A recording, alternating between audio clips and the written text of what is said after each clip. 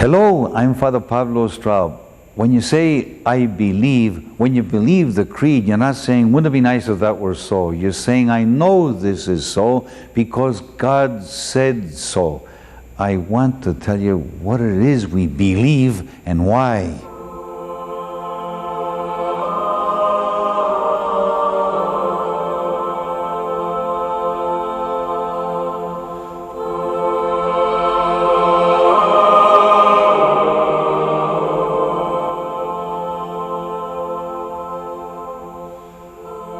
I believe, and I don't believe any old thing. I believe what I see before my eyes. Let that be a symbol of physical knowledge. And I believe what God has said because I know that He is not deceived. He lies not. He speaks the truth. Indeed, He is the truth. So, by His grace, I believe, which sets me apart from gullible people, because belief is not the result of gullibility. Indeed, disbelief, atheism, is the result of gullibility. Whereas to believe is to be quite realistic. We believe in God because He has clearly manifested Himself through creation itself, and He has manifested Himself through the prophets whom He sent, and through His Son, Jesus, whom He sent about 2,000 years ago in these days, which St. Paul calls the last times. The last times, by the way, have already lasted 2,000 years.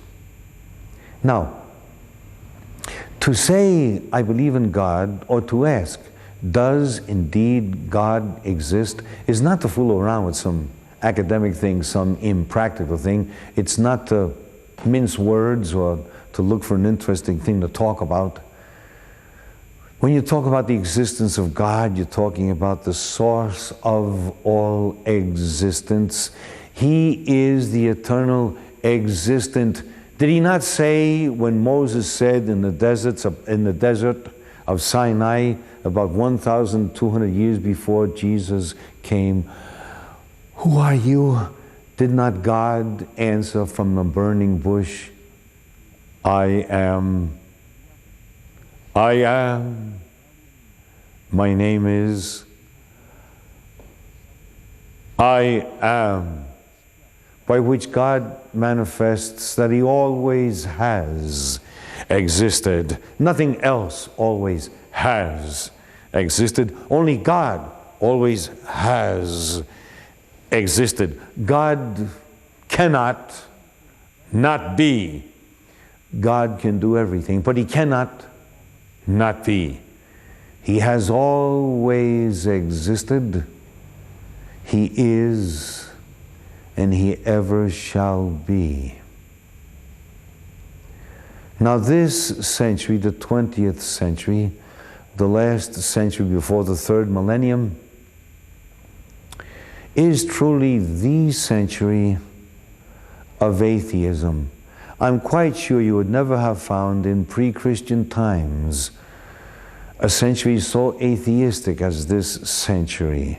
Just to mention one aspect or one theory of this rampant atheism, you had and you have communism. It has disappeared, at least as a huge force, in the whole of Europe. Mikhail Gorbachev has said that you must give the Wojtyła Pope, John Paul II, credit for that. But it did have a 50-year run. It did come to dominate something like 37% of the people on the face of the earth.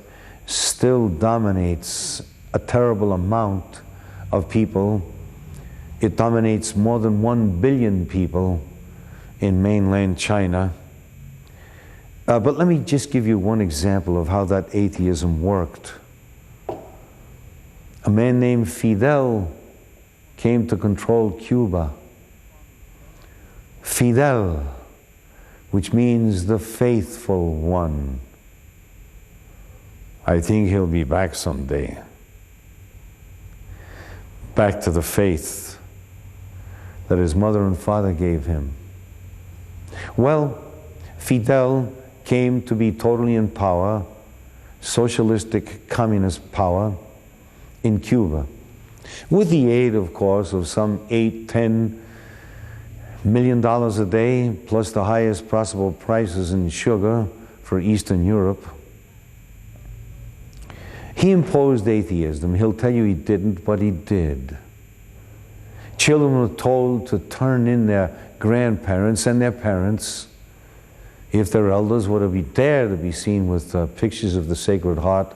And I do know, I spent many years in the Caribbean, in Puerto Rico, that Cuban teachers friendly to the regime, many of them, and by no means do I say all of them, would say to the children, do your mother and father believe in God? All right, let's see. Do you like candy?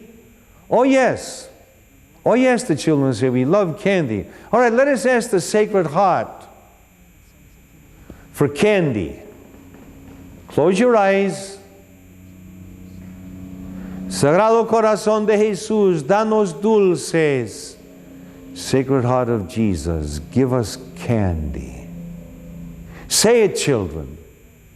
Sagrado Corazón de Jesús, danos dulces. And the children would say it and say it. Open your eyes, children. See if there's candy on your desks.